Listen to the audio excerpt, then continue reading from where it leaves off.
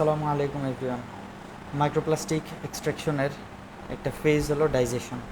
তো আমার যে বায়োটিক স্যাম্পল আছে, এই বায়োটিক স্যাম্পল আমি এখন ডাইজেশন ফেজটা একটু শর্ট ব্রিফ দেবো আপনাদের।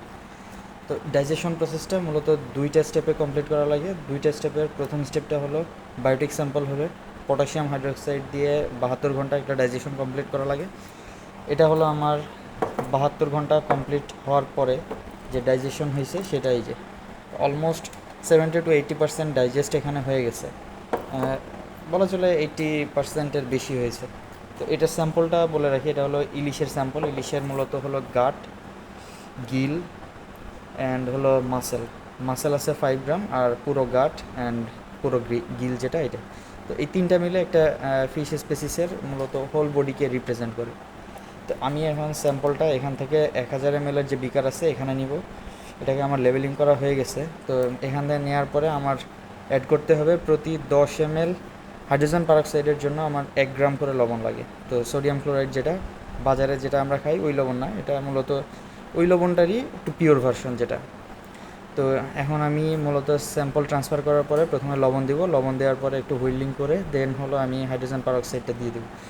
এটা দেওয়ার পরপরই একটা ফেনা তৈরি হবে, এবং এটা এত পরিমাণে হয় যেটা কিনা আর কি আমার কন্ট্রোল করাটা টাফ হয়ে যায়, এবং এটার জন্য প্রয়োজন হলো ডিস্টিল ওয়াটারের স্প্রে করা। তো সেটার ব্যবস্থা আমি করে রাখছি, এবং আমার একটা এক্সট্রা বিকার আমি নিয়ে নিছি। যদি আমার এখানে আমি ফেনাটা আমি কন্ট্রোল করতে টাফ হয়ে যায় দেন আমি এখানে ট্রান্সফার করব। দেন পরবর্তীতে আমার যে ফোম তৈরি হইতেছে এই ফোমটা পুনরায় আবার আমি এখানে নিয়ে আসবো। ফাইনালি আমার যখন কমপ্লিট হয়ে যাবে এটাকে আমি অ্যালুমিনিয়াম ফয়েল দিয়ে ঢেকে রাখবো, ঢেকে রেখে 12 ঘন্টার জন্য ফার্দার ডাইজেশনে আমি দিয়ে দিব। অ্যান্ড দেন ডাইজেশন কমপ্লিট হলে আমার নিতে হবে হলো ফিল্টার দিয়ে, আমার ভ্যাকুয়াম পাম্প দিয়ে আমার ফিল্টার করা লাগবে সুপার নেট্যান্ট যেটা, অর্থাৎ উপরের অংশটা। সুপার নেট্যান্ট দিয়ে আমার ফিল্টার করা শেষ হলে আমার যে ফিল্টার পেপার থাকবে ওইটাকে আমার এই যে হট এয়ার ওভেন যেটা আছে এখানে ড্রাই করা লাগবে। 4 থেকে 6 ঘন্টা ড্রাই করার পরে দেন ওইটাকে আমি পেট্রি ডিশে সংরক্ষণ করব লেবেলিং করে। দেন হইতেছে আমি মাইক্রোস্কোপের নিচে, স্টিরিও মাইক্রোস্কোপের নিচে আমি মূলত আমার যে স্যাম্পলগুলো ছিল এখানে আমি এগুলোর ক্যারেক্টারিস্টিক্সগুলো আর কি দেখতে পাবো। তো আমি কাজটা শুরু করি, আপনাদের ছোট ছোট একটা আপডেট দিয়ে যাব। স্যাম্পল ট্রান্সফারের প্রসেসটা কমপ্লিট, অ্যান্ড আমি এখন লবণটা দিয়ে দিব এখানে। তো লবণটা দেওয়া হয়ে গেছে, এখন হুইলিং করতে হবে।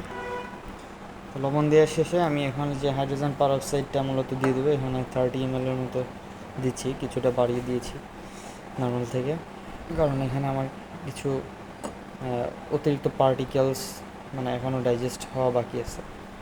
তো এটার জন্য যে অ্যাড করছি দেখেন।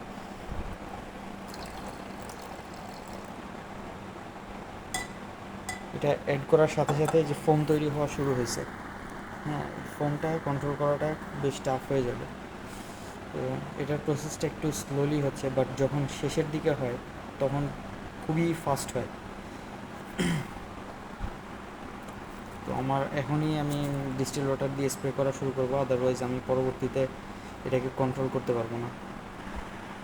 জাস্ট এটা দেখেন, অ্যাড করার মাত্র 10-15 সেকেন্ডের ভিতরে এই একটা অবস্থা হয়েছে। তো যদিও আমি স্প্রে করছি উপর থেকে, স্প্রে করে কিছুটা কন্ট্রোল করছি, বাট এখনও বাড়তেছে। আচ্ছা, এই যে এটা পরবর্তীতে আর কি ডিস্টিল ওয়াটার দিয়ে ফেনা টেনা কমায় ফোম কমায় ফেলছি। কমায় ফেলার পরে আমি যে এটাকে স্টোর করব জাস্ট 12 ঘন্টা। তো এটার জন্য ফয়েল পেপার দিয়ে মোটামুটি লেবেলিং কমপ্লিট করে আর কি এটা এবার জাস্ট রেখে দিব। Thanks for watching this video.